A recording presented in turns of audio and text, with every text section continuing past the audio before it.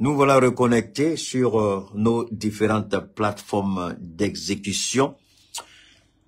On était bien parti. On a fait la première partie et c'était de mon devoir en tant que celui qui a tout reçu de la Côte d'Ivoire, d'avoir un regard sur ce qui se passe actuellement en Côte d'Ivoire.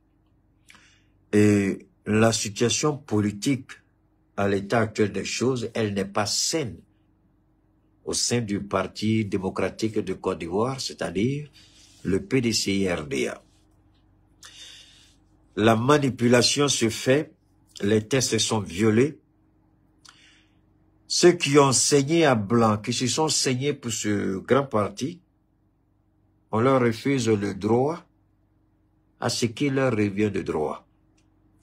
Et on préfère s'accrocher à un chimère parce que Oufoué a dit, voilà mes héritiers directs. Mais il a parlé de système matrimonial chez les Baoulés, chez les Akans. Le système matrimonial ne peut pas s'appliquer à la politique. Alors quand je vois des vieux avec des disques rayés, ceux qui ont assisté à la débâcle du PDCRDA en 99, viennent encore, ils ont bouche pour parler. Mais c'est parce que Bion a décidé de mettre sa fortune au service du PDCRDA. Il n'y avait que deux fortunés au sein du PDCRDA. Deux hommes qui ont l'argent. Henri Konan Bédié et Jean-Louis Bion. Il n'y avait pas deux. C'était les deux. Jean-Louis Bion et Henri Konan Bédié. C'est eux qui ont investi dans le PDCRDA. Alors, si vous voulez être faire juste, honnête, respectueux des tests, pourquoi vous ne permettez pas au monsieur de compétir au même titre que Tidjane Thiam? Pourquoi vous privilégiez Tidjane Thiam? Parce que vous faites parler d'héritage matrimonial, mais ça c'est pour les Akans, ça c'est de la famille Akan, ça c'est la tradition Akan, c'est la culture Akan, mais ça n'a rien à foutre avec la politique en Côte d'Ivoire. Vous ferez mieux de vous réveiller au sein du PDCRDA et d'arrêter de dire des bêtises. Vous l'avez empêché, il n'était pas seul. Guy Kawe a été empêché, tous ceux qui étaient des candidats potentiels ont été éliminés. Alors, nous encourageons Jean-Luc Bion, personnellement je l'encourage à aller comme candidat indépendant. Et ce qui est pire encore, parce qu'il déclare sa candidature, il reçoit une convocation du conseil de discipline. Qu'est-ce qu'il a fait? Le fait de dire que je suis candidat, il n'a pas violé les tests du PDCRDA. Aucun test du PDCRDA n'interdit un membre du PDCRDA. On lui a dit d'être secrétaire général, il a refusé. Mais est-ce qu'il est obligé d'être secrétaire général? Pourquoi voulez-vous que lui qui s'est saigné à blanc soit comment on appelle ça, sous la présence de choses de Tidjane Thiam? Ben, je soutiens Jean-Luc Bion à 100%. Pourquoi vous voulez qu'il aille s'incliner devant Tidjane Thiam? Vous demandez à Guy Kawe d'aller s'incliner devant Tidjane Thiam. À cause de quoi? Qui est Tidjane Thiam? Qu'est-ce qu'il a fait pour le PDC? Qu'est-ce qu'il a fait pour les Ivoiriens? C'est vrai, il a participé à la mise en place des 12 chantiers d'éléphants d'Afrique dans le Konan Bédié, mais le pouvoir a duré combien de jours? Il est venu au pouvoir en 93, il est tombé en 99. Quel est le problème? Et on sait dans quelles conditions il est venu au pouvoir. Alors, pourquoi le conseil de discipline? Et puis je vois des idiots qui font des interventions pour dire que Jean-Luc Bion, il fuit le conseil de discipline. Ouais, vous êtes idiots. Je ne sais même pas dans quelle école vous êtes allé. Alors, voilà des gens qui accusent Jean-Luc Bion. Je vais développer ces points, on va rentrer dans la presse malienne. Voilà des gens qui disent, Bion refuse d'aller devant le conseil de discipline. Ah bon? Maudit à 1000 fois. Maudit à 1 million de fois.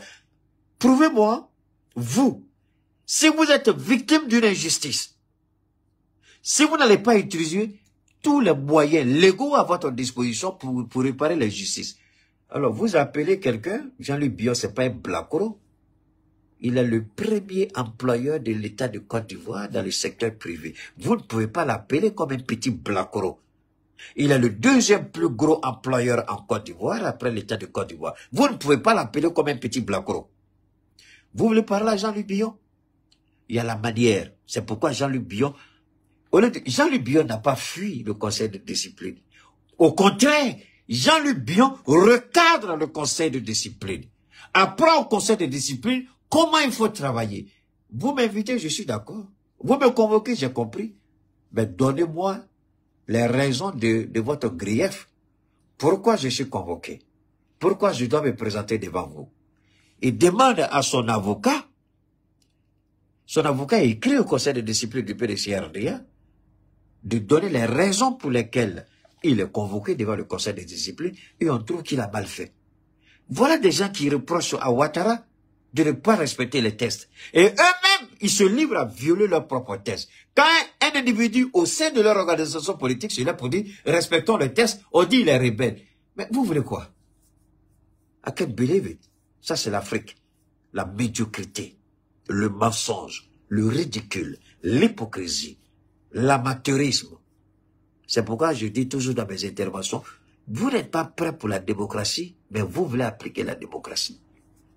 Et Bion vous conduit sur le chemin de la démocratie, vous trouvez qu'il est rebelle. En quoi est-ce qu'il s'est révélé? Demandez, alors, quand un procureur vous appelle, le procureur vous dit pourquoi vous êtes... Je ne parle pas des gendarmes qui viennent ou des policiers qui viennent manu militaire vous enlever ou les Kazakagoules, je ne parle pas de ça. Mais quand quelqu'un porte une plainte contre vous, le commissaire de police ou le commandant de brigade ou le procureur de la République, il vous dit « Donnez-moi les raisons pour lesquelles vous voulez porter plainte contre X. » C'est au regard, le procureur regarde et dit « Votre plainte est recevable. » Non, je suis désolé, votre plainte est irrecevable. C'est la même chose à la police. On vous dira, on dit d'accord, nous on va écouter tout le monde. C'est ce qu'ils vont vous dire. Mais si vous dites il faut venir, c'est qu'il y a quelqu'un qui a porté plainte contre lui. Qui a porté plainte contre lui? C'est ce que Bion veut savoir. Qui a porté plainte contre moi? Qui veut que je sois devant le conseil de discipline? Maintenant, si c'est le conseil de discipline lui-même qui s'est auto-saisi, alors dites-moi pourquoi je dois venir. Où est-ce qui est mauvais ici? On dit il a fui débat. On dit il a fui débat. On dit il a fui débat. Il a fui quel débat? Baudia, idiot, amateur que vous êtes. Vous êtes des amateurs politiques. Vous ne connaissez rien de la démocratie. Vous, la démocratie. Quand Ouattara vous attaque, Ouattara viole les tests, Ouattara... Et puis c'est les mêmes, c'est ce même, quoi la même là? Le porte-parole du PDC, le vieux là, qui parle beaucoup. Je regarde souvent ses cheveux blancs. Il dit, toi, mais vraiment, souvent, tu fais pitié. Vous parlez contre Ouattara. Maintenant, vous-même, vous ne respectez pas vos tests. Hein? C'est pas vrai? Ouattara vous a loupé. Alassane Ouattara, le PDC là, au Boroto. Ouattara, je suis d'accord avec toi. Au Boroto. Il faut les allumer au PDC. Ils vont ouvrir leurs yeux. On ne doit même pas vous aider au PDC RDA. On ne doit même pas vous écouter. Parce que vous êtes pathétique et pitoyable. Respectez vos tests, au moins, ça fait quoi? Mais si vous êtes sûr de votre candidat, d'abord, vous n'êtes pas capable de respecter Bion en face de vous. C'est le RH depuis où vous allez pouvoir te dire. Vous fuyez Bion. Et c'est vous qui dites que Bion fuit. Bion ne fuit pas. Il a été clair. Je dois peut-être l'intervention de Bion, je ne sais pas si j'ai ça. Je crois que je dois avoir ça quelque part. Bion, il a été clair. Il dit, je ne fuis pas le débat. Vous voulez qu'on parle? Je suis prêt pour parler. Bion a parlé. Il dit, je suis prêt à vous écouter. Mais dites-moi pourquoi vous voulez que je me présente devant vous. Parce que moi, j'ai un calendrier très chargé. Je suis un homme d'affaires. Je suis en train de préparer 2025. Je ne refuse pas de me présenter, mais dites-moi pourquoi. Est-ce que ça, c'est compliqué? C'est difficile à comprendre. Alors, revenons ici maintenant. Le Premier ministre était également ce jeudi face à l'ensemble de la presse malienne pour une prise de contact. Le chef de gouvernement a beaucoup insisté sur l'importance de la presse dans la quête de la cohésion sociale. Le président de la Maison de la Presse a saisi l'occasion pour énumérer les préoccupations. Alors, je vous permets de bien comprendre. Elle-même qui parle elle est journaliste de ORTM. Hein? Elle est journaliste de ORTM. Pour vous comprendre, pour vous permettre, pardon, de bien comprendre pourquoi le Premier ministre est allé à la Maison de la Presse. C'est pas à faire des prises de contact. Ils se connaissent. Quelle prise de contact? Souvent, quand les gens parlent français, je me pose la question, est-ce que toi, tu comprends ce que tu dis? Ah, ma chérie, pardon, je te manque pas de respect. Tu es maman de quelqu'un, tu es épouse de quelqu'un. Je te manque pas de respect, de respect. Mais tout ce qu'elle dit, il y a ce qu'on appelle un rédacteur en chef du journal. Donc tout ce qu'elle dit, c'est pas elle qui écrit, hein. C'est le rédacteur qui rédige avec des conseils et puis on lui donne. Elle est là que pour lire. C'est ça aussi le journalisme. Beaucoup de gens ne savent pas ça. On rédige et puis on lui donne. Et puis elle vient s'asseoir, elle s'habille, elle est coquette, elle est jolie, elle parle. Elle fait rien. C'est pourquoi on a un rédacteur en chef. Donc, le rédacteur en chef, c'est lui qui est responsable de tout ce qui sort de la bouche de cette belle dame ici. Donc, en réalité, j'ai pas un problème avec elle. Mais j'ai un problème avec le texte qu'elle est en train de lire. Quel était? Parce que souvent, quand Keïta parle, s'il ne fait pas cette précision, il y a tellement d'analphabètes sur les réseaux, il transforme tout ce que vous dites. Je n'ai rien contre ma chérie qui est là. C'est femme de quelqu'un que je respecte. C'est maman de quelqu'un que je respecte. Je n'ai pas de problème avec toi, ma soeur. Mais ce qui sort de ta bouche là, ce que ton rédacteur t'a donné là, c'est avec ça que j'ai un problème. Donc il faut qu'on se comprenne bien. Alors, vous dites prise de contact. De quelle prise de contact vous parlez? Mais je vais vous amener à bien comprendre ça. Abdoulaye Maïga, en allant à la maison de la presse, il n'est pas allé seul. Il allait les bras chargés.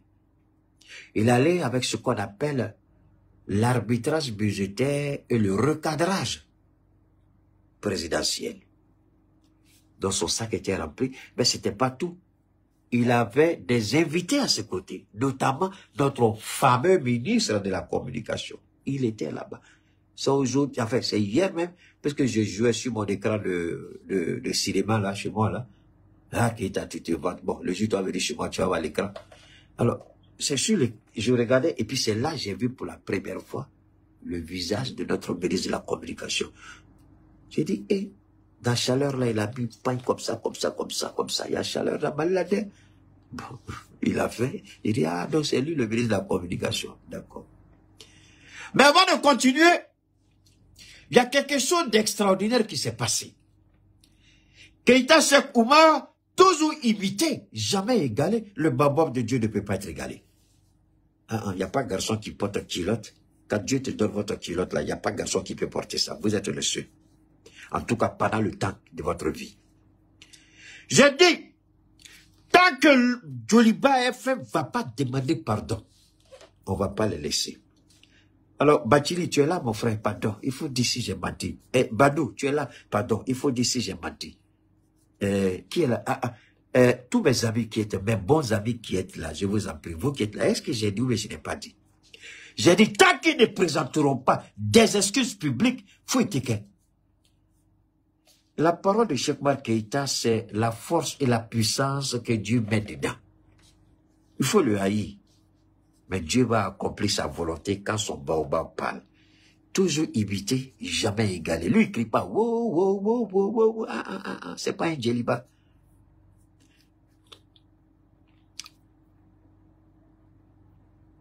Le président de la presse malienne, il dit publiquement, je demande pardon au nom de Djeliba. Est-ce que ça là, c'est pas parole de Keïta?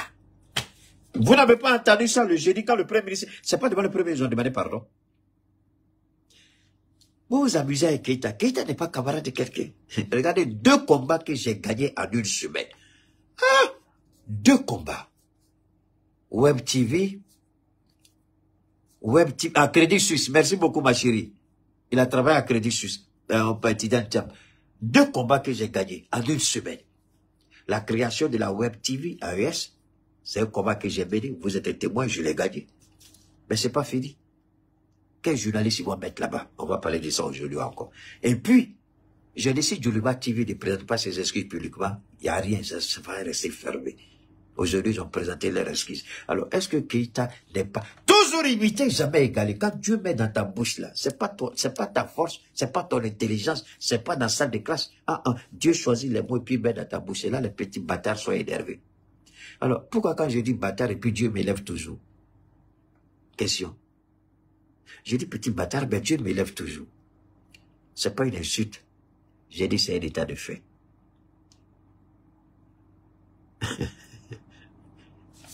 On va écouter.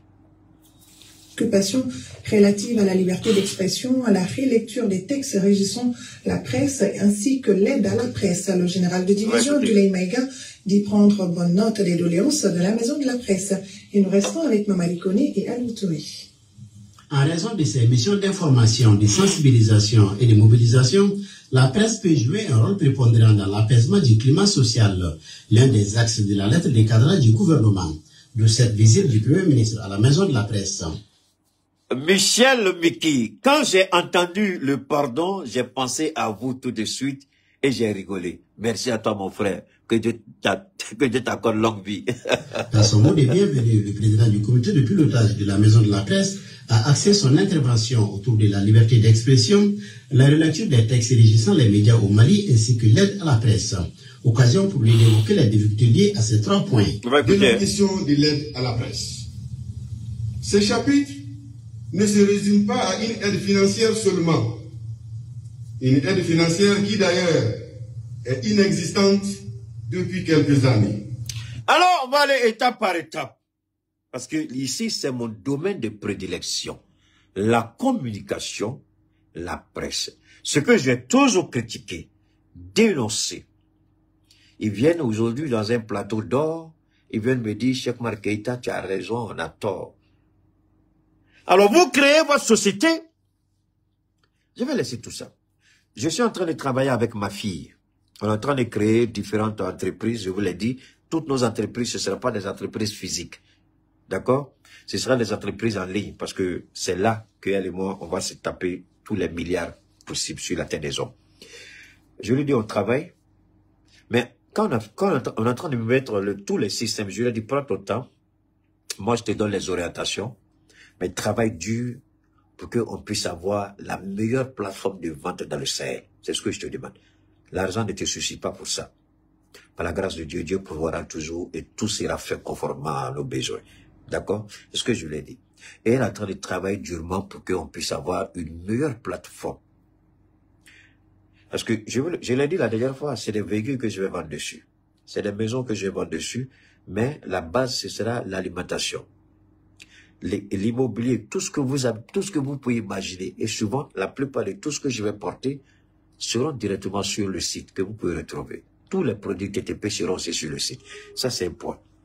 Pourquoi je vous dis tout ça? Parce que j'ai un objectif, j'ai une vision. J'ai un but à atteindre. Alors, quand vous décidez de créer une maison un organe de presse autant pour moi, et puis vous dites, j'attends que le gouvernement me vienne en aide. Alors, quand vous regardez bien, il a déjà rencontré les opérateurs économiques. Mais je n'ai pas encore vu un opérateur économique demander au Premier ministre, est-ce que vous pouvez former nos employés? Je n'ai pas encore entendu un opérateur économique demander au Premier ministre. Et ce qu'il demande, c'est peut-être les TVA, baisser un peu les taxes. Et puis d'ailleurs, tous les gouvernements du monde, tu veux une économie forte, il faut réduire les taxes pour que les entrepreneurs, les investisseurs puissent investir massivement. Il faut faire une réduction des taxes. Il faut réduire les impôts, les taxes. Et tout de suite, quand il y a la multiplication de création d'entreprises, c'est ce qu'on appelle la création du pouvoir d'achat. Tout de suite, l'argent est là. Les gens travaillent. Et l'économie tourne. L'économie tourne, le gouvernement a l'argent. S'il y a beaucoup d'entreprises, alors tu as 2, 3 entreprises et puis tu les surtaxes. Merci, tais-toi là-bas. Tu peux rien réaliser. Mais imagine, parce que tu fais des... Donald Trump, qu'est-ce qu'il a dit? Il dit avant, pour avoir un je prends toujours l'exemple sur les États-Unis, hein. Ne m'en voulez pas parce que ça vous permet, puisque c'est l'actualité, ça nous permet tous, et c'est un domaine que je maîtrise plus. Avant-hier, il a dit, avant-hier, quand il allait, oui, c'est, avant-hier, oui, il allait à New York, et puis, il a été déclaré d'abord l'homme de l'année, et puis, il a appuyé sur le truc, le bouton là, pour faire ce qu'on appelle le New York Stock Exchange, c'est-à-dire, si vous voulez, c'est là-bas véritablement tout se décide, hein. Je vais pas faire l'étude de la bourse ici, hein. Je connais pas grand-chose, je vais pas mentir à quelqu'un. Alors, ça prouve que Keïta connaît pas tout. Hein? Quand on dit Keïta dit connaît tout, c'est faux, je connais pas tout. Alors, Trump dit, pour créer une entreprise, pour avoir le permis, ça vous prend 10 à 15 ans. Il dit désormais, je veux une semaine maximum pour que quelqu'un ait tous les documents que tous les services travaillent. Mais il dit, mais attendez, quelqu'un, on dit 10 ans, 15 ans, lui dit, je veux ça d'une semaine. Et puis il se retourne, il regarde son gars, et le gars qu'il a choisi pour être le ministre des Finances. Il dit, c'est faisable, le gars dit, c'est faisable. Il dit, bon, commencez à travailler là-dessus. Ça, c'est le premier point. Deuxièmement, il lui dit, attention, on va casser les impôts, les taxes de 15%, on va aller jusqu'à 45%. Donc, si tu viens investir $1 milliard, les taxes là, on casse jusqu'à 45%. Donc, imagine le profit que tu vas réaliser. Donc, ça, c'est ce qu'on appelle incitation à l'investissement. Et je vous dis tout ça pour comprendre que en Afrique, c'est pitoyable de voir encore des entrepreneurs demander, bégayer. Pourquoi? J'aime prendre l'exemple de mon jeune frère Abdoul Niang et puis Iboussi. Ce sont des journalistes, moi je ne suis pas journaliste.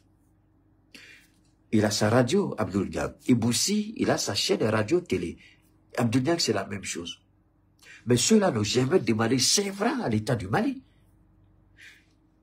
Quand vous créez votre entreprise, comme presse aujourd'hui, je ne fais la promotion de personne, à l'exception du mouvement Ambico.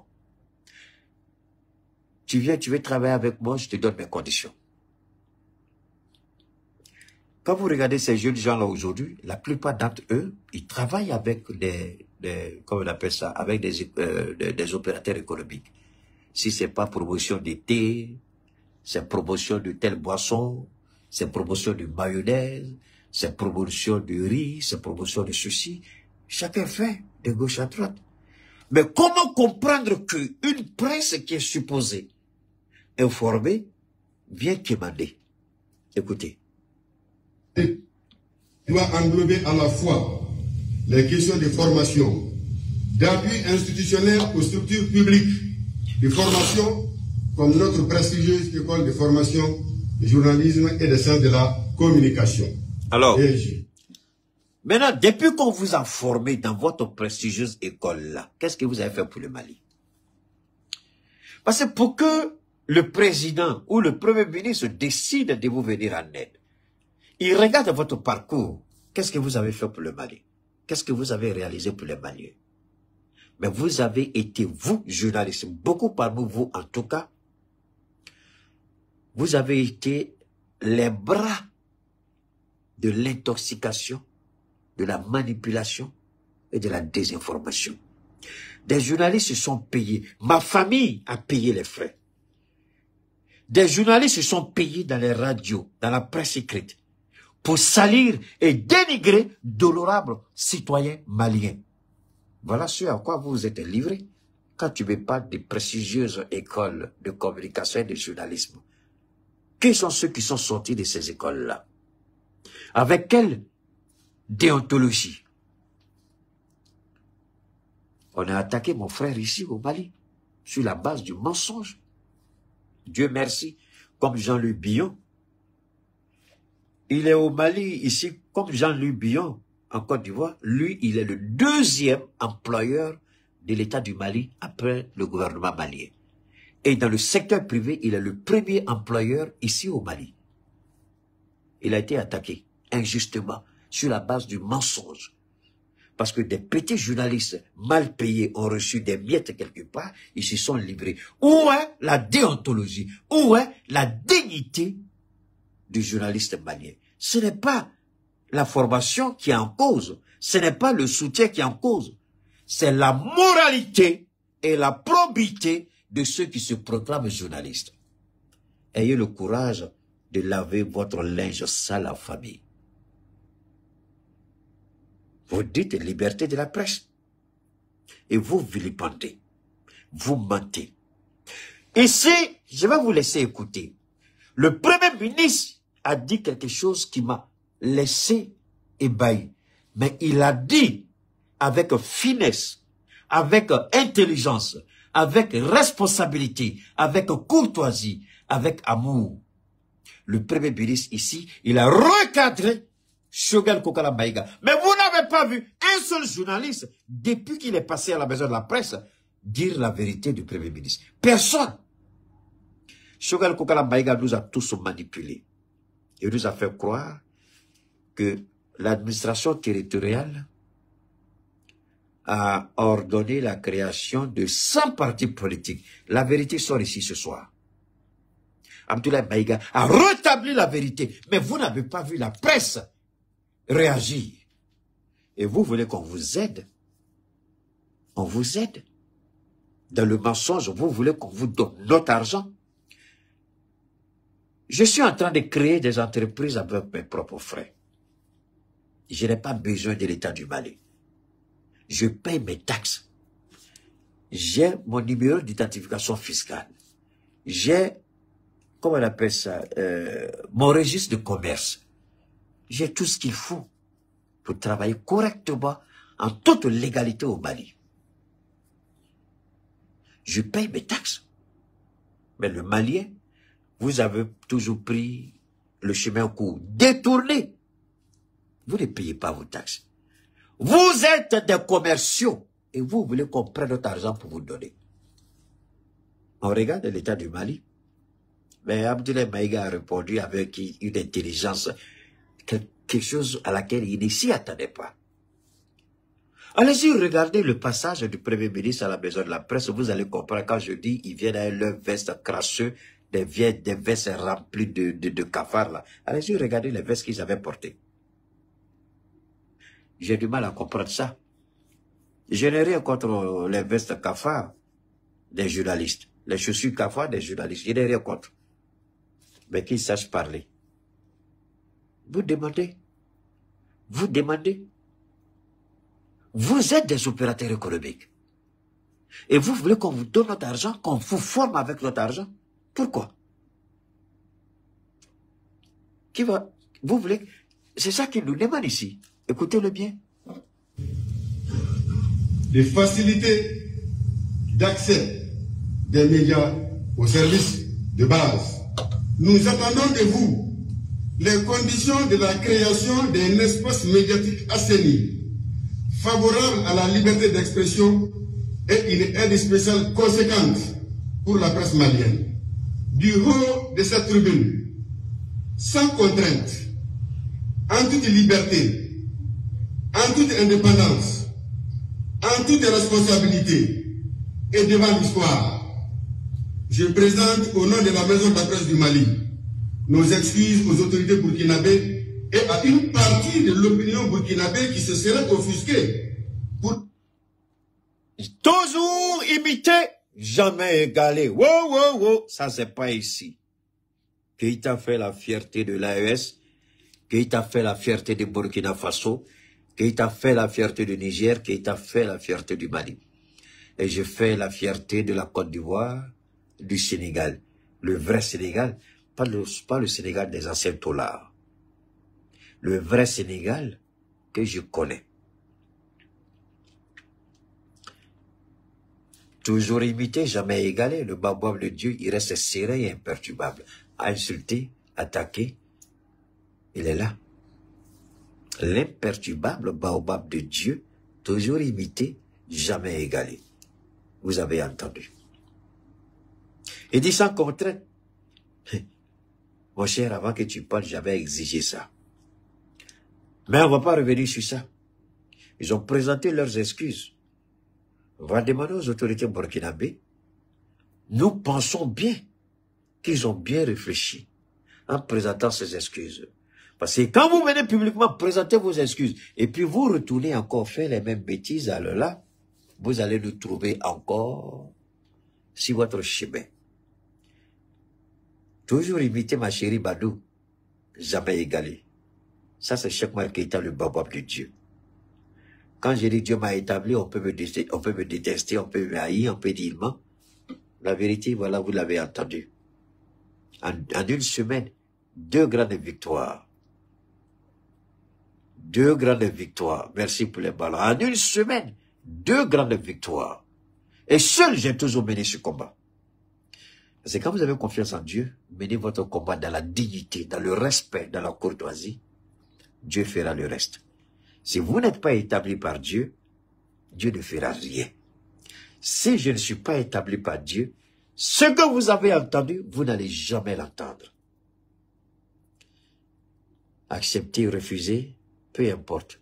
Le babab de Dieu, toujours imité, jamais égalé, il reste égal à lui-même. On va continuer. Les propos tenus sur le Yoruba TV News est largement partagé sur les réseaux sociaux. Après avoir rappelé les 8 axes de la lettre de cadrage du gouvernement, le Premier ministre a insisté sur les conflits et leur impact sur le développement du pays. C'est ainsi que dans le cadre de ses visites de prise de contact avec les acteurs, il invite l'ensemble des Maliens à la cohésion. Écoutons. La vision la plus fondamentale du chef de l'État, c'est la réalisation de l'union sacrée. Je pense que nous suivons tous avec une grande attention ces différentes interventions et allocutions qui se terminent toujours par la phrase, je cite, « Ensemble, nous ferons le Mali croît ». Et dans ce cadre, nous avons pris notre bâton de pèlerin, nous avons déjà eu des rencontres avec plusieurs composantes des forces vives de la nation, les partis politiques, les acteurs de la société civile, les religieux, et quelques légitimités traditionnelles. Et ce matin, nous sommes là à la maison de la presse. Et tout simplement, la presse constitue en tout cas une composante très importante dans la vie de notre nation pour plusieurs raisons. Je voudrais un peu insister sur... La presse est le quatrième pouvoir. La presse est le quatrième pouvoir. Si vous ne vous reconnaissez pas comme un pouvoir, et vous venez demander à un autre pouvoir de vous donner le pouvoir d'exister en tant que pouvoir, vous n'allez jamais exister en tant que pouvoir. Est-ce que ce que je dis, les journalistes peuvent comprendre le français? Parce que souvent, quand le français est un peu trop élevé, quand vous mettez la barre beaucoup trop haute, les journalistes sont un peu perdus. Je répète, la presse, c'est le quatrième pouvoir. Si vous ne comprenez pas que vous êtes un pouvoir, et que vous venez demander à un pouvoir de vous donner le pouvoir, de pouvoir exister, et de pouvoir mettre en place votre propre pouvoir, vous n'allez jamais exister en tant que pouvoir. Les journalistes n'ont rien compris. Il y a ce qu'on appelle la transformation, la mise à jour. Ici, ce que j'ai développé par rapport à la web TV AES, je vais dire la même chose ici aux journalistes. Vous restez dans un format classique dépassé. Les réseaux sociaux aujourd'hui ont occupé l'espace audiovisuel. Les réseaux sociaux. C'est ce que j'ai dit. J'ai dit, si vous n'êtes pas... Et moi, ils vont demander au ministre n'a qu'à faire. Mais venez engager Keita, je vais vous facturer et puis vous allez payer. Abdoulaye Maïga va rien faire pour vous. Je vous l'ai déjà dit depuis longtemps. Mais comme vous... Ah, Tchadagabo, et là, si on l'appelle avec sa grande gueule, là, on est mort. Madou, on dit Keita, il a la grande gueule. Vous l'appelez, vous êtes mort. Après, il va s'asseoir sur le réseau. Il va dire, ouh, je suis parti, il va se vanter jusqu'à un renteux. Laissons-lui là. Sinon, la presse audiovisuelle a changé. Les canaux de communication ont changé. Vous n'avez pas besoin de l'État du Mali. Non. Vous devez vous réadapter, vous réorganiser, vous recréer, vous réinventer pour trouver votre place. Ce n'est pas Abdoulaye Maïga, ce n'est pas Assimi Goïta, c'est vous, en tant qu'institution, en tant que quatrième pouvoir. Vous ne savez même pas le pouvoir que vous avez, vous ne savez même pas l'utiliser, vous ne savez même pas ce que c'est. Parce que si la presse sait, alors je vais vous donner un exemple. Pourquoi croyez-vous que Kamala Harris, aux dernières élections, en 90 jours, elle a pu amasser une fortune de campagne de 1,2 milliard. Et la presse seulement a pris 500 millions. La presse seulement est partie dans la presse seulement pour faire sa campagne 500 millions. Alors, comment vous créez un organe de presse privé? Vous ne savez pas comment avoir un marché. Vous ne savez pas comment chercher la promotion. Vous ne savez pas comment les gens doivent venir à vous pour payer vos services. Et puis vous pleurez derrière le gouvernement. Le gouvernement va vous donner quoi? Quand on rentre dans les réseaux sociaux, il faut se réinventer. Vous n'allez vivre que par la promotion. Et il faut savoir vendre votre image. Vous n'avez pas besoin d'Abdoulaye Maïga pour ça. Vous devez... Alors, c'est pourquoi je dis, mais qu'est-ce que vous avez... Alors, vous comprenez maintenant quand je dis, bon, avec votre PhD de journaliste, là, venez, je vais vous rééduquer. Venez, je vais vous récréer. Venez, je vais vous enseigner. Venez vous asseoir, puis Keïta va vous enseigner. Moi, je ne suis pas journaliste, mais par la grâce de Dieu, il n'y a pas une maison de la presse en dehors de l'ERTM qui peut dire qu'elle gagne plus d'argent que moi en promotion. Il n'y en a pas au Mali ici. Mais je suis venu quel jour au Mali? Comment j'arrive avant-hier? Et puis, c'est moi, on parle de moi partout. Il y a des presses au Mali, il y a des presses ici, il y a des organes de presse ici. On ne les connaît même pas. Au Mali, ici, on ne les connaît. Mais montrez-moi une seule ville, une seule cour, un seul quartier où on ne connaît pas Cheikh Oumar Keïta au Mali. Un seul. Une région, un département, une commune, une cour, ça n'existe pas. Quel téléphone? Prenez mon nom tout de suite, frappez dessus dans votre téléphone, Cheikh Oumar Keïta, sur toutes les plateformes. Vous allez voir tout ce que partout je sors. Mais pourquoi vous ne pouvez pas faire ça ici? Si vous ne connaissez pas, et puis vous demandez, vous allez bégayer le gouvernement pour vous aider. Je suis désolé. Je n'ai pas eu besoin de l'État du Mali. Je suis parti avec 0 francs. 0 francs. Pour être millionnaire aujourd'hui. Je n'aime pas le dire, mais c'est la réalité. Je suis parti avec 0 francs pour être millionnaire. Mon objectif, c'est d'être millionnaire. C'est Dieu qui m'a donné. Mais j'ai cru à moi. Je crois à moi. J'ai cru à mes capacités, à mes compétences. Et j'ai mis ma foi à mon Dieu. Et puis je me suis lancé dans une aventure. Et je n'ai pas besoin, tous les jours, je vous dis ici, je n'ai pas besoin de 5 francs. Mais nous, on le fait. Souvent, les jeunes gens que j'envoie acheter mon carburant me disent, patron, à cause de Dieu, il faut prendre batterie. J'ai dit, il faut se quitter d'en faire de batterie. C'est pas pour longtemps encore. Ça va finir. Pour le moment, Dieu, nous, avec la grâce de Dieu, on continue. C'est plus d'1 million que je mets dans le carburant tous les mois. Et vous allez pleurer devant un premier ministre. Alors, moi, je dois dire quoi alors? Je ne parle pas de mes charges, je ne parle pas des habits que je paye, je ne parle pas des chaussures que je paye, je ne parle pas de tout ce que je donne à mon fils, qui vit comme un petit prince. Je ne parle pas de ça. Je ne parle pas de sa maman, je ne parle pas de ma vie, je parle de carburant seulement. 1 million. Je ne parle pas de facture d'électricité, encore moins d'eau. Alors vous allez pleurer devant notre premier ministre et vous demandez aide. Vous ne pouvez pas vous réinventer. Vous ne pouvez pas recueillir votre système de communication, de transmission de l'information. Vous ne pouvez pas conquérir le marché. Aujourd'hui, la plupart de tous les jeunes gens qui ont les web TV, là, ils travaillent avec, si c'est pas, moi je n'ai pas fait la publicité, on m'a donné la publicité de choses, de, comment vous dire ça, il y a un gars de thé là, on me dit de publier ça sur ma page, avec Ambico. J'ai dit non, attendez, il y a une erreur à Ambico. J'ai dit j'ai signé un contrat avec Ambico. Je n'ai pas signé un contrat avec cette compagnie. Si vous voulez que je publie cette chose-là sur ma page, on va rediscuter. Mais je ne vais pas publier. Je publie tout ce qui concerne Ambico, mais s'il y a un autre produit qui rentre dedans et qui n'est pas pris en compte par rapport à mon contrat, je ne le ferai pas. Et je n'ai pas fait. Ils n'ont pas insisté. Parce qu'ils ont compris. Parce que je connais mon travail, je connais mon métier, je sais comment ça fonctionne. Mais quelqu'un d'autre tout de suite va se mettre à faire ça. Lui ne comprend pas.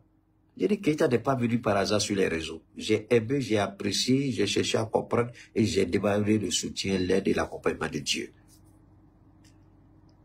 Tu viens avec une publicité de quelqu'un, je vais jamais faire passer ça sur ma plateforme. J'ai dit, on renégocie le contrat. Vous voulez que, même si c'est sur une publication, je vous dis combien vous allez payer. Vous payez, je fais passer. Vous ne payez pas, je ne fais pas passer. Mais est-ce que la presse ne doit pas savoir ça? Il y a beaucoup de compagnies au Mali.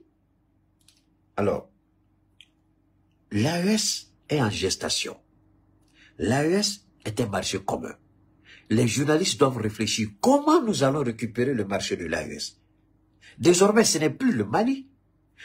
La presse doit aller désormais au Burkina. La presse doit aller désormais au Niger. Comment on peut toucher les deux peuples, Niger, Burkina, en plus du Mali? Voilà comment la presse doit commencer à réfléchir. Et en termes de promotion, il y a beaucoup d'entrepreneurs au Burkina, beaucoup d'entrepreneurs au Niger. Comment on peut avoir ce marché? Moi, j'ai commencé à réfléchir à ça. J'ai commencé à préparer mon déplacement dans les deux pays. Je ne dirai pas quand je vais aller, mais quand j'y serai, vous allez le savoir. C'est des choses. Est-ce que la presse ne peut pas savoir ça? Vous avez besoin d'Assimi Goïta pour ça? De quelle formation vous parlez? De quel appui financier vous parlez? Vous n'avez pas besoin d'Assimi. Mon frère, comme je l'ai dit tout à l'heure, lui, il appelle des formateurs qui viennent un peu de partout le monde. 1 semaine, 2 semaines, il paye les gens pour recycler ses employés. S'il y a une nouvelle, comment on appelle, s'il y a un nouveau logiciel par rapport à ceci, les gens viennent, ils tombent d'accord avec eux, ils payent leur argent, ils viennent et puis ils recyclent ses employés. Mais pourquoi vous ne pouvez pas vous recycler? C'est au Mali de vous recycler. Vous foutez de nous, quoi. C'est-à-dire, on va vous recycler, on va vous donner l'argent, et puis vous allez attaquer notre transition. Donc, vous voulez qu'on vous donne l'argent du peuple malien. Vous parlez de liberté d'expression, d'accord? Mais dès l'instant où vous parlez de liberté d'expression, il y a un élément qui accompagne la liberté d'expression. C'est le libre marché. Le libre marché, l'État n'intervient pas. Mais ils ne comprennent pas ça. Les propriétaires de la presse, ils ne comprennent pas ça. Une fois que vous dites liberté d'expression, il n'y a plus le gouvernement dedans. C'est terminé. C'est pourquoi je dis, vous êtes allé à l'école, je ne sais pas si vous avez appris grand-chose. Liberté d'expression, le gouvernement n'intervient plus. La liberté d'expression s'accompagne avec la liberté d'entreprise. Quand on parle de liberté d'entreprise, c'est la libre concurrence. Quand on parle de la libre concurrence, l'État n'intervient plus. Keïta Cheikh-Oumar, baobab de Dieu, toujours imité, jamais égalé. C'est un don que je vous fais, maison de la presse. Enlevez la honte, venez me payer, je vais vous recycler. Parce que ici, vous n'avez pas compris. C'est pas au président. Quand vous dites la liberté de la presse, une presse libre, c'est une presse indépendante. Une presse indépendante est une presse privée. Une presse privée est une presse qui va sur le marché. La libre concurrence, le libre marché. L'État intervient où ici, là? Tout ce que l'État peut faire, c'est de faire des déductions de taxes. Des déductions de taxes. Des déductions d'impôts. Ou peut-être s'il y a du matériel, votre logiciel vous achetez, vous allez voir votre ministre de la Communication pour intervenir, pour qu'on vous fasse des exonérations sur le matériel que vous allez faire entrer au Mali. Dans tous les cas, la plupart de tous ces matériels-là, le travail se trouve sur place au Mali. Caméra, tous ces logiciels sont là. Je vais bien, merci à toi, Youssouf Diallo. Donc, c'est pas compliqué. Est-ce que ça, c'est compliqué? Maintenant, ils veulent qu'on prenne notre argent pour leur donner. Encore, on va prendre notre argent pour les former. Et puis, ils vont venir insulter nos autorités après. Et puis, on dit c'est liberté d'expression. Est-ce que vous comprenez le sens de liberté d'expression? La liberté d'expression va avec la liberté d'association. Avec la liberté, c'est-à-dire que la liberté de concurrence, le libre marché, ça va tout. Donc, une fois que vous rentrez dans la liberté, l'État n'intervient plus. Parce que quand vous êtes liberté d'expression, vous dites à l'État, ne m'empêchez pas de parler. Mais attendez, celui qui donne son argent, il vous contrôle. Vous dites, je prends votre argent, mais ne me contrôlez pas. Vous avez vu ça où? Est-ce que quelqu'un de sensé peut demander ça? Je veux être libre. Alors, vous avez votre enfant, l'enfant, comment on appelle ça? Dans la Bible, dans la parole de Dieu, il y a un enfant qui dit à son papa, donne-moi ma part d'héritage et puis je vais partir. C'est la démocratie. C'est pourquoi je dis Dieu, il est le plus grand démocrate qui n'a jamais existé. Aucun homme ne sera comme Dieu. Les frères disent, pourquoi il veut faire ça? Le papa dit, c'est son droit. Tout ce qui me revient de droit, comme héritage, il faut me donner. Son papa calcule tout et puis il lui donne tout. Et puis il quitte la famille, ça va. Il dit, parce que je suis fatigué. Merci à Issou. Donc, il dit à son papa, je suis fatigué, tu me fatigues. Je ne peux même pas parler, tu veux imposer tout, je ne suis pas d'accord. Je suis fatigué, il y a trop de règles à la maison. Je suis contraint, je ne veux pas, je parti. Je suis fatigué. Son papa dit vraiment, tu es parti de vie. Son papa calcule sa part d'héritage, il lui donne, il s'en va. Il fait la belle vie, la jamba, il dépense tout. Maintenant qu'il est broke, il a tout perdu, il n'a rien. Au lieu d'investir, il n'a pas investi. C'est ça le problème à la presse. Le temps des partis politiques au pouvoir, vous avez été subventionné. Quel investissement vous avez fait? Parce que si vous aviez fait des investissements rationnels, vous ne seriez pas en train de commander aujourd'hui à la transition malienne. C'est parce que vous avez échoué. L'argent qui vous a été donné, vous l'avez mal utilisé. Alors, l'enfant prodige, c'est ça le mot. L'enfant prodige, il s'en va, il dilapide tout, prostitution, belle vie. Ben, il dit, il va aller travailler. Il arrive chez un monsieur, le gars lui dit, il n'y a pas de travail chez moi, le seul travail que j'ai, c'est de nettoyer la cage des porcs. Il dit, mais la nourriture aussi, je n'ai pas. Hein. La nourriture que les porcs vont manger, là, c'est ce que tu vas manger aussi. J'ai pas de place pour te donner pour dormir. Tu vas dormir avec les porcs. Il regarde, il dit, c'est pas vrai. Chez moi, j'avais tout ça. Je vivais comme un prince. Je n'ai pas su apprécier ce que mon père m'a donné. Maintenant, on me demande de travailler pour nourrir les porcs, pour faire ça, pour manger leur nourriture, pour me coucher à côté d'eux. Il dit, je préfère aller chez mon père. Il prend la route et de loin, un des serviteurs du monsieur, il dit, patron, maître, monseigneur, c'est comme ça ils appelaient avant. Il dit, monseigneur, je vois votre fils arriver de loin. Il dit, tu dis quoi? Il dit, oui, Seigneur. Il s'approche et puis il regarde. Il ressemble à mon fils, mais ce qu'il porte là, c'est pas mon fils. Et puis il vient, il dit à son serviteur, va, et puis tu me prends l'agneau le plus gras, le plus gros, le plus beau. Il faut l'immoler tout de suite. Parce que mon fils revient à la maison. Et le premier fils vient. Il dit, mais pourquoi tu fais ça, papa? Il a demandé sa voiture, il allait, il a tout dilapidé, il revient. Il dit, il a été égaré, il s'est retrouvé, il revient à la maison. C'est le plus important. Ce qu'il a fait, je ne regarde pas ça. Je le reçois. Et puis, la conclusion, on dit, quand vous êtes égaré et que vous revenez à Dieu, c'est la joie dans le ciel. Les anges chantent pour l'honneur de Dieu. Voilà notre presse qui a été engraissée par les différents pouvoirs politiques. Ils ont pris le temps de manger au jour le jour, comme l'enfant prodige. Ils ont mangé. Maintenant qu'il y a la sécheresse, il y a la famine, ils reviennent. Nous, on n'est pas contre. On ne va plus leur donner. Non. Ce qu'il a quitté avant, le travail dur, il faut retourner faire le travail. Il apprécie désormais son père à sa juste valeur. Apprécier le peuple malien, apprécier les autorités du Mali, travailler. Rien ne vous sera donné gratuitement désormais. C'est terminé, cette époque est révolue. Le recyclage, ça se fait. La mise à jour, ça se fait. La réadaptation, ça se fait. Vous n'avez pas besoin ni du président, ni du premier ministre pour réajuster ce que vous faites. Réajustez-vous. Apprenez à vous réajuster. Il y a beaucoup de Maliens qui créent des entreprises aujourd'hui, ça marche pour eux.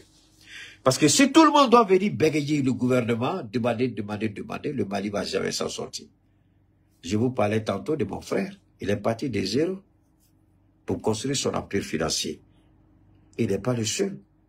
Il y a plein d'opérateurs économiques au Mali que je connais. Quand je partais aux États-Unis, qui n'avaient pratiquement rien. Il y en a même qui n'étaient même pas encore dans le business, mais aujourd'hui qui sont milliardaires, qui sont multimillionnaires. Mais qu'est-ce qu'ils ont fait pour en arriver là? Alors pourquoi vous, la presse, vous ne pouvez pas être une presse millionnaire? Pourquoi? Pourquoi vous ne pouvez pas être une presse millionnaire? Mais pourtant, vous avez la possibilité de le devenir. Si nous sommes là, j'ai pas pris 2 ans, 10 ans, 20 ans. Autant pour moi, j'ai pas pris 20 ans, 15 ans pour construire la crédibilité que j'ai aujourd'hui. J'ai pris le temps d'abord permettre aux gens de m'accepter tel que je suis. Homme de vérité, patriote, celui qui a l'amour pour son pays et son peuple.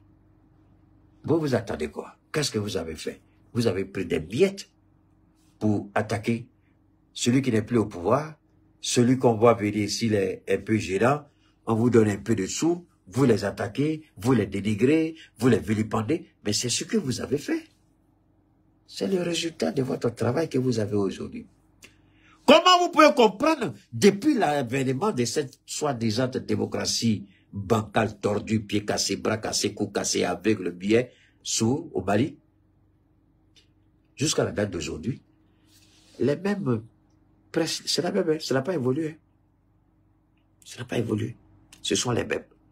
Mais comment depuis cette soi-disant démocratie que vous avez qualifiée vous-même, jusqu'à la date d'aujourd'hui, vous n'avez pas... Moi, je ne comprends pas. Et vous voulez que l'État continue de dépenser de l'argent parce que l'investissement, il y a un retour qui est là. Quel est le retour sur l'investissement? C'est la bonne communication, c'est bien informer le peuple malien. Mais au lieu de cela, qu'est-ce que vous avez fait? De la même manière que votre gars, là, il a présenté les excuses de Joliba TV, là. Ayez le courage, vous les journalistes, comme j'ai dit aux partis politiques, ayez le courage de dire aux Maliens, on vous a trompé. Pardonnez-nous. Ça ne coûte rien. Faites-le.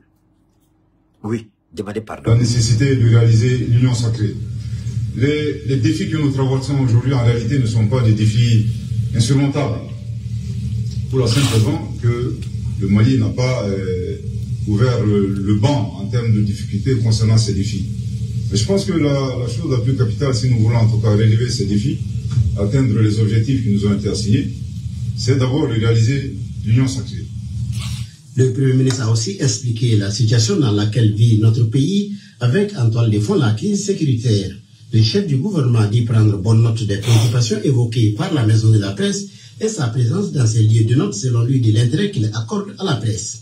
Le contexte à la fois des difficultés financières, c'est une réalité. Aujourd'hui, la priorité des autorités de la transition, c'est d'abord et avant tout la situation sécuritaire. Comme je dis, cela ne veut pas dire que les autres aspects sont moins importants. Concernant la liberté de la presse, Monsieur le Président, je voudrais également vous dire ainsi qu'à tout le comité de pilotage, écoutez bien, je pense que nous sommes dans une transition démocratique. À aucun moment, il y a eu des mesures de suspension de cette liberté. Les enlèvements et les assassinats concernent également à la fois les acteurs de la presse que vous êtes, mais ça concerne également, par exemple, les élus des collectivités territoriales, mais ça concerne surtout et avant tout les forces de défense et de sécurité. Concernant la fermeture des médias, c'est des cas qui peuvent arriver, mais je pense que même là, en tout cas, on est en démocratie. Tous ces cas de fermeture sont opérés en fonction, et bien entendu, à partir du respect d'un certain nombre de textes législatifs et réglementaires. Mais les recours, bien entendu, existent toujours. Une des missions de la Maison de la Presse, de faire un peu le point des cas de diffamation, des cas d'attaque visant à la fois des autorités ou tout simplement des citoyens maliens. Et qui ne sont pas suivis de plaintes ni d'actions judiciaires contre... C'est pas ce que je disais, les diffamations, les mensonges. La presse, malheureusement, la presse dans beaucoup de pays, c'est pas seulement en Afrique, c'est pas seulement au Mali. Pourquoi Donald Trump a tourné le dos à la presse classique et a fait sa campagne sur les réseaux? Mais on l'a traité d'Hitler, Donald Trump. On a traité de choses. Donald Trump a été traité de choses, si vous comprenez bien. Donnez-moi une seconde, s'il vous plaît. Donald Trump a été traité de fasciste. Il a été traité d'Hitler. Il a été traité d'anti... Tout ce que vous connaissez. Mais curieusement, aujourd'hui, toute cette presse qui attaquait Trump, le narratif a changé. C'est autre chose qu'ils disent aujourd'hui. On va continuer d'écouter le Premier ministre. Contre les journaux ou contre la presse? Est-ce qu'on a seulement une seule idée du nombre de ces cas d'attaque et de diffamation? Le général de division Abdoulaye Maïga a invité l'ensemble des Maliens à éviter les amalgames de cette mise au point à l'issue de la sortie d'un homme politique dans les médias. Disant que l'armée crée des partis politiques, inviter une famille politique à se regrouper pour ce motif, vous comprendrez? Ici, c'est important. Il y a des petits bâtards qui sont là que je ne vais pas... Attendez, hein? Arsène, tu es bâtard, fils de capote au percé, maudit que tu sois, tu vas sur le truc de ton père et de ta mère dans leur tombe pourrie, et puis tu vas raconter ta vie de minable. Bâtard que tu es, tu n'as plus le droit à la parole ici. Permettez-moi une seconde, je vais bannir ce bâtard-là. Donne-moi une seconde, je vais le dégager de mon direct.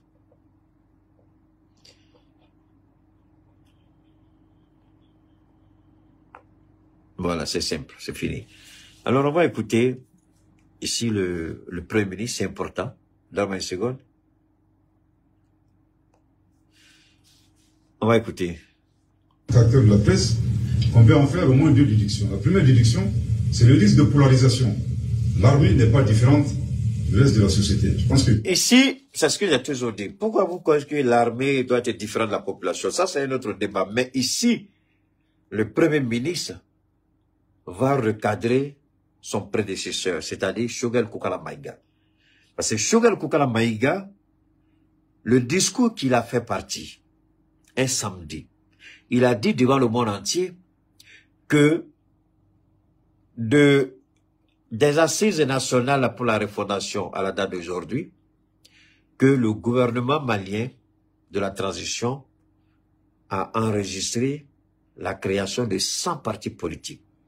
Et des journalistes mal informés, mal éduqués, des journalistes poubelles, qui ne savent même pas, qui n'ont même pas cherché à savoir la vérité, parce que le journalisme aussi c'est ça. C'est pourquoi je ne me qualifie pas comme journaliste. Quand un journaliste doit parler de quelque chose, le journaliste doit aller rechercher la vérité là où elle est. Aucun de ces journalistes n'a eu le courage ni le temps d'aller à l'administration territoriale pour consulter la fiche de création des partis politiques. C'est ici qu'il va parler. Et Choguel Koukala Maïga, ici, qui a été induit en erreur, a tenu des propos mensongers. Il a menti. Je répète, il a menti. Il a dit que c'est 100 partis politiques, mais c'est faux. La vérité, la voilà. Si Choguel Koukala Maïga veut contester cela, il est libre d'apporter les preuves de la création des 100 partis politiques pour dire que ce que le Premier ministre Abdoulaye Maïga a dit est faux. C'est ça qui c'est dangereux. Et c'est là qu'il interpelle la presse. On va écouter.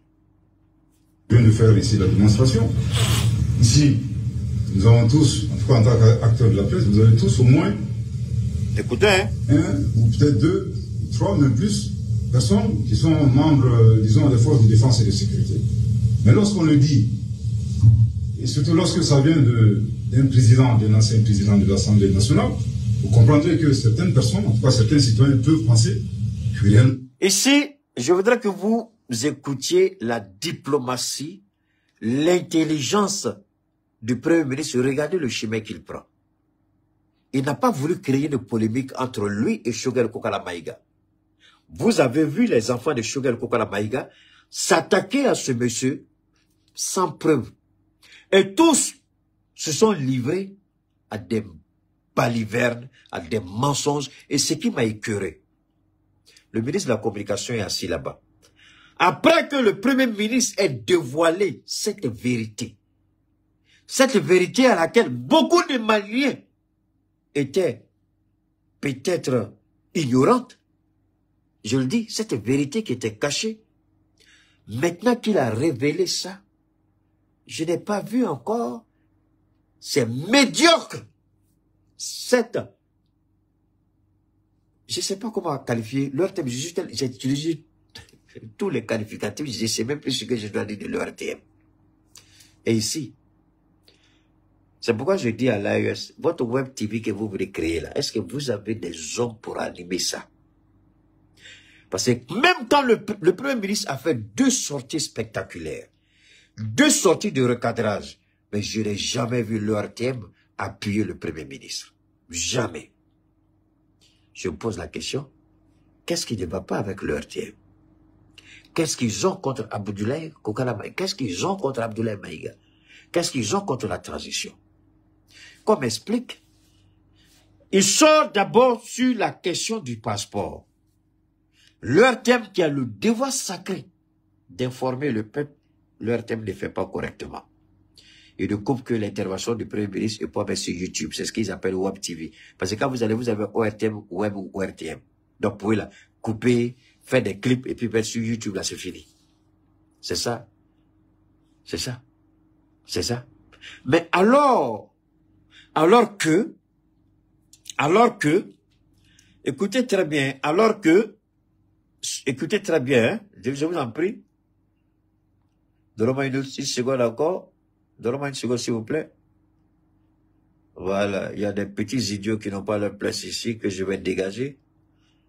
Voilà. Donne-moi une seconde encore.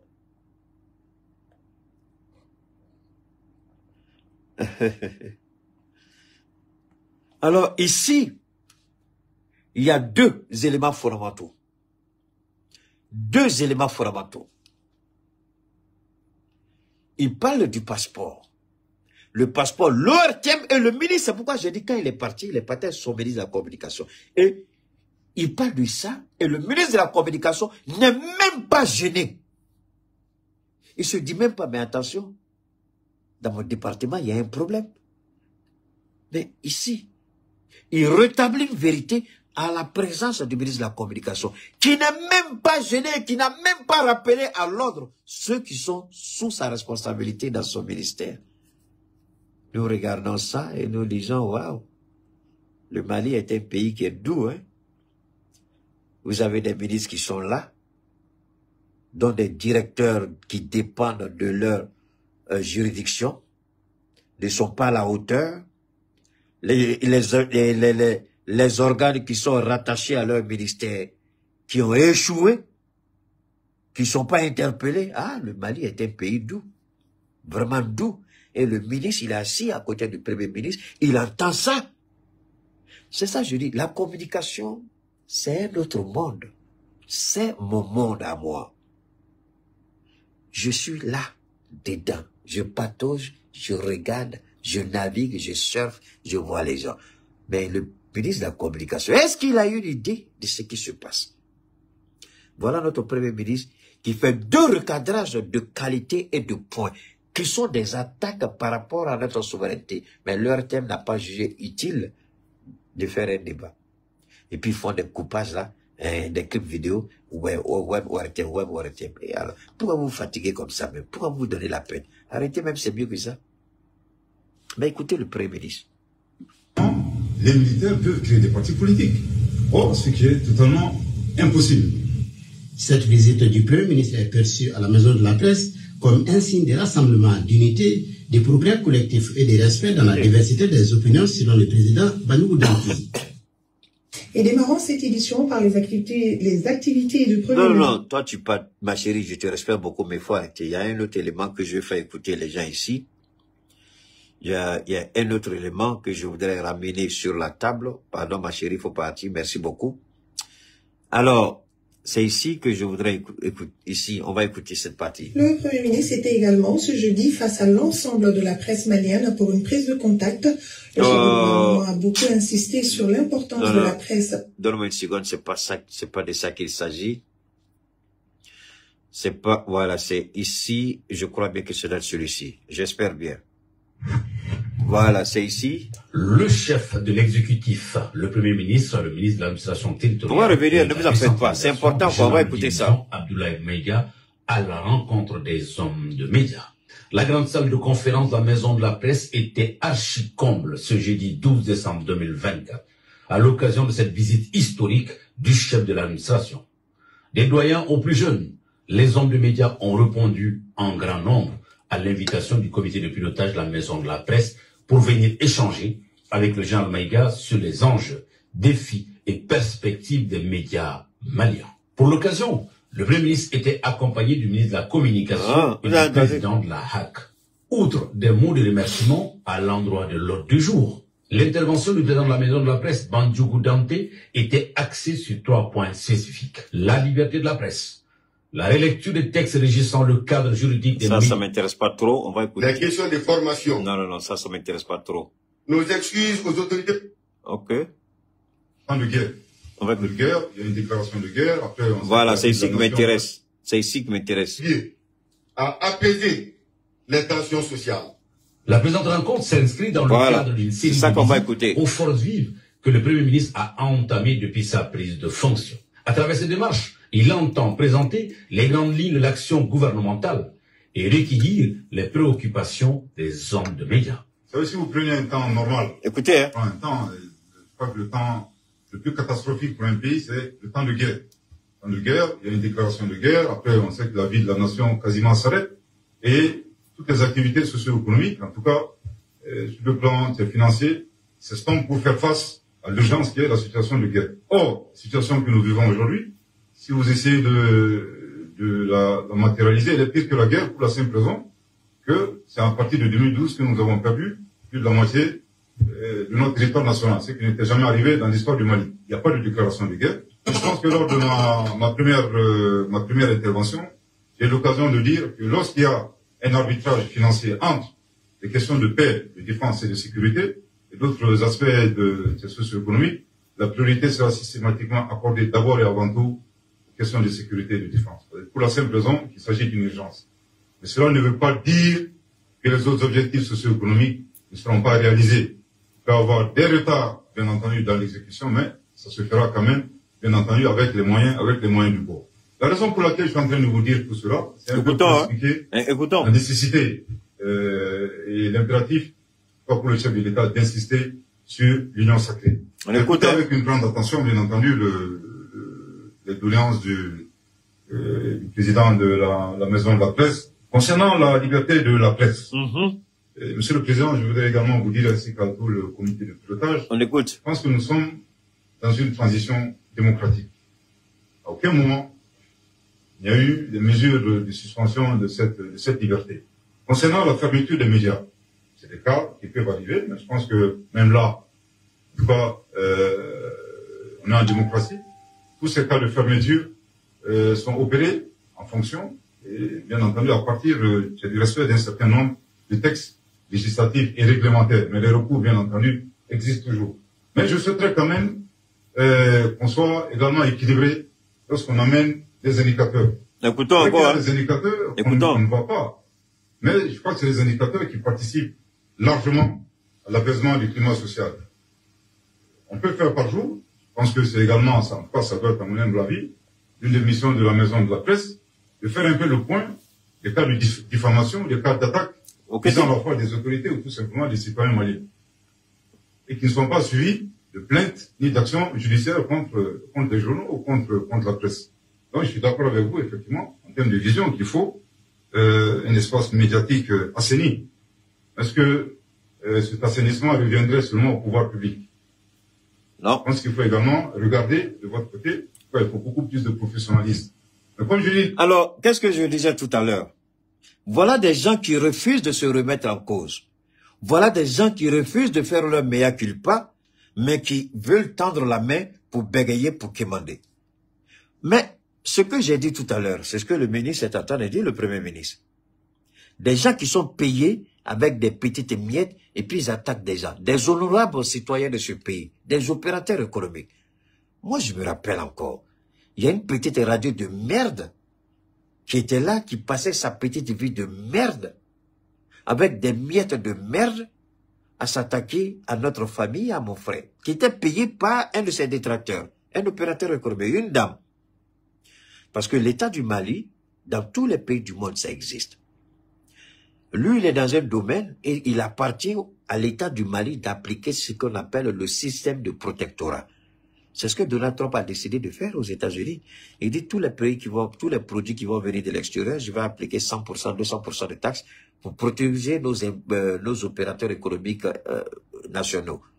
Mais le Mali n'a pas fait ça. Le Mali a dit, permettez à ceux qui sont sur place. Est-ce que le capitaine n'a pas pris la décision? Est-ce qu'Assimi n'a pas pris la décision? Mais les gens ont passé leur vie à insulter, alors que c'était une décision gouvernementale qui n'avait rien à voir avec mon frère. C'est un opérateur. Il fallait tout simplement sécuriser l'investissement qu'il a fait. Puisque aucun, au Mali ici, ne voulait... L'investissement, c'est un risque. Il a pris le risque pour investir des milliards. Et vous voulez qu'il s'asseye là, face à une concurrence déloyale? Alors on va payer des petits minables dans les trucs là, la presse, on le salit, on dit. Je suis tombé sur un article quand j'étais aux États-Unis. Et puis j'ai appelé à la maison, j'ai dit, mais tout ça, ça veut dire quoi que se passe? Mais c'est ce même Oumar Mariko, avec cette presse poubelle là, qui s'attaquait à un homme qui se battait pour le pays, pour le Mali. Comme Jean-Louis Billon, lui, il ne travaille pas dans le vide. Il a tous les documents légaux. Oumar Mariko, il a détourné l'argent de l'Union européenne, il a détourné l'argent des organisations non gouvernementales, leur faisant croire qu'il peut faire payer à mon frère. Mais il a échoué. Depuis le temps d'ATT jusqu'à sa fuite. Mais le gars, il a tous les documents. Nous, chez nous, on nous a appris ça. Nos papas nous ont travaillé dans la légalité. Travaillez dans la légalité. Travaillez dans la légalité. Ayez tous les documents. Oh, mon papa, quand tu es rentré dans son vivant, quand il ouvre, là, tu vois tous les chèques qu'il a, depuis qu'il a commencé à travailler, les chèques, là, tout est là. Tout. Il dit, il faut avoir les preuves. Quand on vient, sortez vos documents. Moi, c'est comme ça. Tu viens m'emmerder, je sors tous mes documents devant toi. La vie, c'est ça. Et ici, c'est de ça que le Premier ministre parle. Les journalistes ont passé leur temps à prendre des miettes pour vivre comme des misérables et s'attaquer à d'honnêtes citoyens. Mais il faut faire votre meilleur culpa. C'est simple de dire le pouvoir. Mais vous-même là, qu'est-ce que vous faites? Qu'est-ce que vous reprochez? Mais la maison de la presse n'a jamais recadré ces gens-là à notre connaissance. Alors quand on agit, on sort automatiquement le bâton de la liberté d'expression. Donc vous croyez que votre liberté là vous donne droit de salir l'honorabilité des gens, de vous attaquer, et c'est ça que vous appelez la liberté d'expression? Est-ce que vous savez ce que signifie la liberté d'expression? Le fondement de la liberté, il y a une base juridique. Ta liberté prend fin là où commence celle des autres. Donc ta liberté ne peut pas empiéter la liberté des autres. Mais ce qui, est-ce que ça c'est l'éthique de la déontologie de la presse? Est-ce qu'ils savent ça? Ils ne savent pas ça. Le fait que les autorités, en tout cas qui sont souvent diffamées, pas souvent, mais pas régulièrement, ne portent pas plainte, je voudrais vous inviter à considérer cela comme étant un indicateur d'apaisement social. Je note vraiment avec une grande satisfaction les excuses présentées aux autorités burkinabées. Je pense que c'est des actions qui permettent d'apaiser l'espace médiatique. Lorsque souvent dans les interventions, les institutions sont attaquées, ça nous oblige pas à répondre à la polémique, ni aux affirmations, mais surtout à apporter des précisions. Et hier, j'ai appris, comme vous tous, l'intervention de l'ancien président de l'Assemblée nationale. C'est ici que je voudrais que chacun écoute très bien. Là où intelligemment, sans créer la polémique entre lui et Choguel Kokala Maïga, entre lui et le soi-disant M5 RFP et enveloppe vide là, une enveloppe vide à laquelle ils s'accrochent et puis ils disent des médiocrités, des bêtises. Je voudrais que vous écoutiez très bien ici. Regardez l'intelligence d'Abdoulaye Maïga, contrairement à quelqu'un qui dit qu'il a fait 50 ans en politique. 50 ans en politique, il n'a pas le langage politique. 50 ans en politique, il n'a pas l'expérience politique. 50 ans en politique, il n'a pas la sagesse politique. 50 ans en politique, il n'a pas la maîtrise politique. 50 ans en politique, il sort par la petite porte. Ça, c'est pas la grandeur politique. Mais regardez ici. Professeur Alinou Diallo, qui invitait une famille politique à se regrouper, et à côté, l'argument développé, c'était de dire que bon, les militaires allaient créer leur parti. La raison pour laquelle j'interviens honnêtement, c'est surtout s'il s'agit d'une institution militaire. Je pense qu'on doit faire beaucoup attention. Nous sommes dans un pays où l'armée abat un travail remarquable. Vous allez voir un peu dans l'histoire des pays de manière générale, il est extrêmement difficile pour un pays qui a perdu plus de la moitié de son territoire et qui sort de cette situation en moins d'une décennie. Parce que alors, je vais vous l'expliquer. La Syrie n'a jamais retrouvé l'intégralité de son territoire. C'est pourquoi je dis aux gens, quand vous comparez l'AES à la Syrie, vous êtes médiocre, vous êtes ridicule, vous êtes idiot. La réponse est là. Le seul pays qui a perdu la moitié de son territoire, la partie la plus riche de son pays, arrive, c'est même pas 10 ans, monsieur le Premier ministre, vous êtes allé trop loin. C'est lorsqu'Assimi Goïta est revenu, la rectification, et lorsqu'on a chassé la MINUSMA. Mais ça fait 3 ans ou 2 ans. C'est en 2 ans qu'on a récupéré l'entièreté de notre territoire. C'est pas en 10 ans. La Syrie n'a jamais récupéré. C'est pourquoi je vous ai dit, faites beaucoup attention quand vous parlez de la Syrie. La Syrie n'a rien à voir avec le Mali, ni l'AES. Je vous ai dit, l'Ukraine n'a rien à voir avec le Mali et l'AES. L'Ukraine ne récupérera jamais la totalité de son territoire. La Syrie ne pourra plus jamais récupérer la totalité de son territoire. Mais le Mali l'a fait, le Burkina l'a fait, le Niger l'a fait.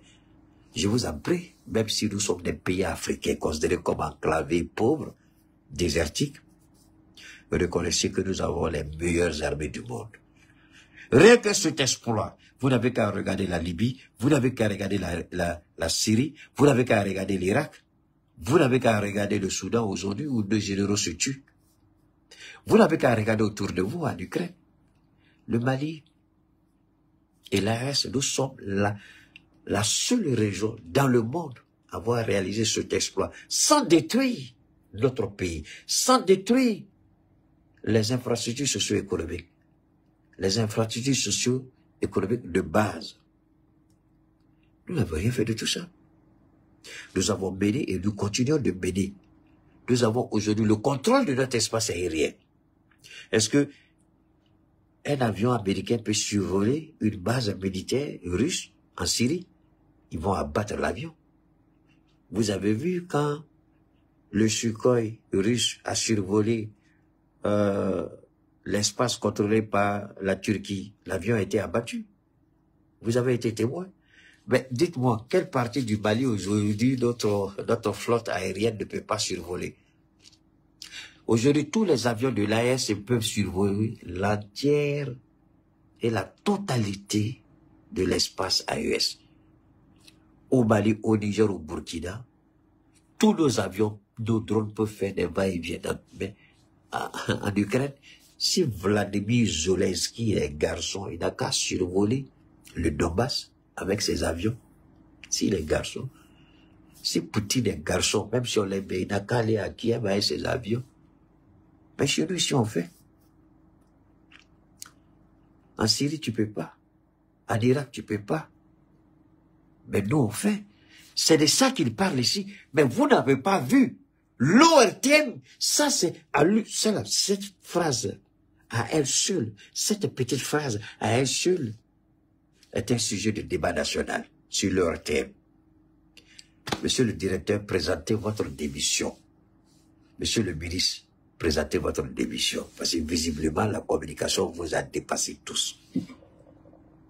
C'est pas moi, hein? C'est le Mali.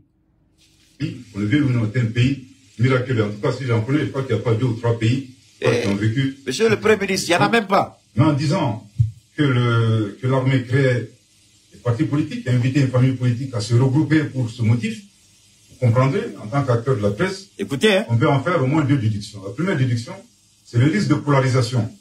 L'armée n'est pas différente du reste de la société. Pas sur le plan juridique dans notre pays, l'armée est politique, l'armée est républicaine. Je vous donne juste des statistiques.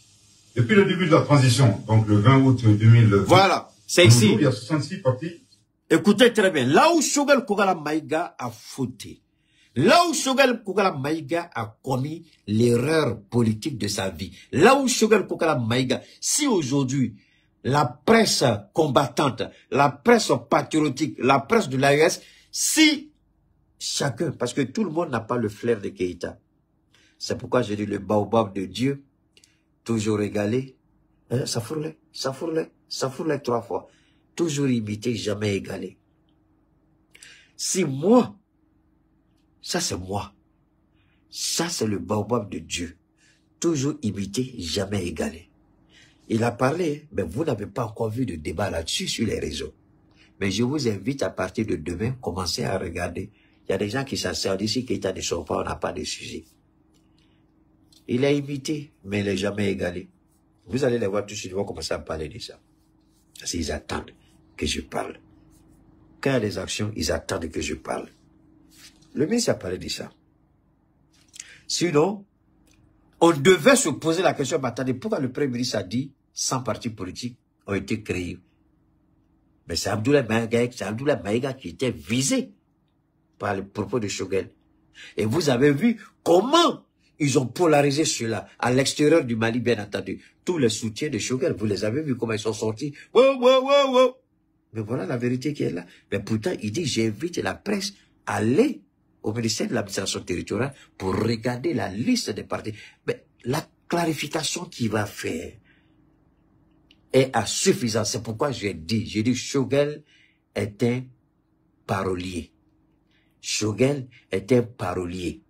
Choguel est un parolier, un communicant, un orateur. Il n'est pas un bon politicien. Il n'a pas ce qu'il faut pour être un bon politicien. Il n'a pas les aptitudes et les attitudes d'un politicien. La réponse est là. Quand moi je parle là, détestez-moi, haïssez-moi, insultez-moi, je m'en fous éperdument. La vérité est là, je vous ramène juste légèrement en arrière. Voilà. On va écouter maintenant. Écoutez. Politiques qui ont été créées. Sur ces 66, 66. Seuls 7 partis politiques. Pardon, monsieur le Premier ministre, on revient derrière encore. Monsieur le Premier ministre, on revient derrière. Il a dit combien là? 66. Sugar a dit combien? 100. 100. Sugar dit 100. Il dit 66. Mais c'est pas ça le plus important. Le plus important, c'est qu'il va dire, va vous couper le souffle. Pourquoi Sugar a menti? Dans quel intérêt il a menti? Dans quelle ambition il a menti? Le Premier ministre, il ne sait même pas combien de partis ont été créés. Ah! Plus de 100. Merci beaucoup. Il a dit plus de 100. Mais est-ce que Sugar avait la vérité?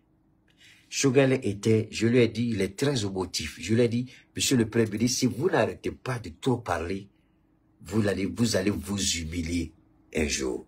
Vous parlez trop et vous ne faites pas attention quand vous parlez. Je vais ramener en arrière, on va écouter. Différentes du reste de la société. Quoi, sur le plan juridique, dans notre pays, l'armée est apolitique, l'armée est républicaine. Écoutez-là. Je vous donne juste des statistiques. Depuis le début de la transition, le 20 août 2020, en nos jours, il y a 66 partis politiques qui ont été créés. 66 partis politiques qui ont été créés. Shogal Kokala Maïga, pourquoi tu nous parles de plus de 100 partis politiques? Est-ce qu'il y a une haine entre toi et Abdoulaye Maïga? Tu avais besoin de faire ça? Alors, j'ai pas vu la presse parler de ça. J'ai pas vu les soi-disant activistes sur les réseaux, j'ai vu personne parler de ça. Ou bien, je crois que Abdoulaye Maïga n'a pas dit la vérité. Mais pourtant, il a dit à la presse, allez-y au ministère de l'administration territoriale, vous pouvez trouver... Ah, Shogun. Politicien. Aïe. Aïe. Et les gens se sont accrochés sur ce que Shogun a dit. Mais regardez l'intelligence de notre Premier ministre, qui refuse de créer la polémique avec Shogun. Sinon, il avait la possibilité d'appeler des petits activistes à côté, s'il était un militaire mesquin, s'il était un ministre dans les coups bas. S'il voulait humilier Shogun, il allait faire sortir la liste des partis politiques pour inonder la presse. Il ne l'a pas fait. Il ne l'a pas fait. C'est là que Shogun doit voir, ce monsieur n'est pas ton ennemi, Shogun. Il n'a jamais été ton ennemi. Mais pourtant, tes hommes l'ont traité comme s'il était ton ennemi. Si Shogun était à la place aujourd'hui d'Abdoulaye Maïga, il allait s'attaquer violemment à Abdoulaye Maïga. Mais regardez l'intelligence d'Abdoulaye Maïga. Il ne cite même pas Shogun. Il ne fait même pas référence à Shogun, mais fait allusion à une autre personne qui n'a jamais occupé même les fonctions de Premier ministre. Un ancien président de l'Assemblée nationale. Regardez comment il réoriente les gens. Mais comme il sait que Keïta, son frère, est là, il sait que Keïta, j'ai fait comme toi, tu vois ça, tu sauras tout de suite. Mais pardon, Keïta, pardon, il faut aller doucement à l'ancien Premier ministre. Je sais que tu vas comprendre tout de suite. Monsieur le Premier ministre, j'ai très bien compris. Mais il est bon souvent qu'on établisse la vérité. Ici, il parle de deux. Un, la presse. Deux, l'ancien président de l'Assemblée nationale. Jamais il n'a cité le nom de Shogun. Mais vous avez vu ce que les hommes de Shogun ont dit de lui. Monsieur le Premier ministre Shogun Kokala Maïga, vous avez dit devant le monde entier militaire, le jour de l'anniversaire de 1 an de Kidal, que plus de 100 partis politiques ont été créés. Plus de 100. Maintenant, vous êtes contredit ici, sortez pour dire la vérité. Sortez pour venir vous défendre, Shogun. Shogun Kokala Maïga, sortez, venez vous défendre. Shogun Kokala Maïga, sortez, venez vous défendre. Venez vous défendre. Vous avez dit plus de 100 partis politiques. Je vous ai dit, si vous ne faites pas attention, vous parlez trop, vous allez avoir des problèmes un jour. Voilà ça. Je ne suis rien. Je ne suis même pas un officiel. Je ne suis que Cheikh Oumar Keïta, le babab de Dieu, toujours imité, jamais égalé. Monsieur le Premier ministre, j'aurais souhaité avoir tort ce jour-là. Je n'espérais pas que la réponse serait venue. Alors, voilà, 3e victoire de Cheikh Oumar Keïta. 3 victoires. Si vous n'êtes pas baobab de Dieu, si vous n'êtes pas planté par Dieu, si vous n'êtes pas vous-même connecté à Dieu, comment tout ça peut arriver? Détestez-moi, je m'en fous. Ça, c'est la plus grande satisfaction de toute ma vie. Que ce que je dis soit établi. Et là, c'est le Premier ministre maintenant qui dit, tu as parlé, M. Keïta, on vous a entendu. Laisse-moi le temps. Dieu, certainement, va faire ton combat. Et ça, c'est le combat que Dieu a fait pour moi le jeudi passé à la maison de la presse. Choguel, c'est pas bien. Vous nous avez manipulé tous, monsieur le Premier ministre. Ah, si vous dites que c'est ce qu'il a dit, bon, donnez-nous la preuve. Parce que vous avez parlé sans preuve. Vous n'avez montré aucun document. Choguel, j'ai dit, tu parles trop. À quel donnerie? Moi, son tabac. On m'a insulté. Il fait mes volaments. Merci à mon Premier ministre. Sur ces 66, seuls 7 partis politiques, je dis bien 7 partis politiques. 7 seulement ont eu leur agrément. Mais Choguel dit plus de 100. Coron Choguel. Papa Choguel. Monsieur 50 ans de politique Choguel. Maloua Benan Kader Choguel. On vous dit de ne pas trop parler, vous parlez. On vous dit d'aller doucement, vous n'écoutez pas. On vous dit de mettre de l'eau dans votre Yamakoudji, vous ne voulez pas. Est-ce que vous pouvez comprendre? Depuis plus de 100 partis politiques ont été créés. Choguel, tu as dit ça, hein? Ou même vous voulez que je joue le truc de Choguel, là? Je peux jouer, hein, vous allez écouter, hein? Je peux faire passer, vous allez écouter. Mais écoutons notre Premier ministre. Ont déposé leur demande de récépissé entre la fin des ANR en nos jours. Vous comprendrez un peu qu'il n'y a aucune volonté de créer. Et si vous regardez ces partis politiques, les documents existent au ministère de l'Administration. Parmi le bureau de ces partis politiques, vous ne verrez aucun militaire. Et tout simplement, un militaire ne peut pas faire de politique. Mais comme je dis, c'est encore d'autant plus dangereux, parce que ça vient d'un président de l'Assemblée nationale. Non, monsieur le Premier ministre, tu vois, ici, vous voyez, le Premier ministre, vraiment, je le respecte. C'est pourquoi Dieu ne permettra jamais que la transition malienne tombe. Parce que ces hommes-là, ils ont le souci de la cohésion sociale. Ils ont le respect. Il dit c'est plus dangereux. Il aurait pu citer énormément. Et notre ancien Premier ministre et l'ancien... Parce que c'est en fonction de ce que Choguel a dit que... où est le nom du monsieur même? On m'a écrit son nom là. Quoi c'est? Nouhoum Diallo, d'accord. Donc ce Nouhoum Diallo là, c'est en fonction de ce que Choguel a dit. Lui aussi, il n'est pas allé chercher. Alors, voilà une des carences de nos acteurs politiques et journalistes. Jamais ils vont chercher les informations. Jamais ils vont chercher à voir la véracité d'un fait qui a été dit.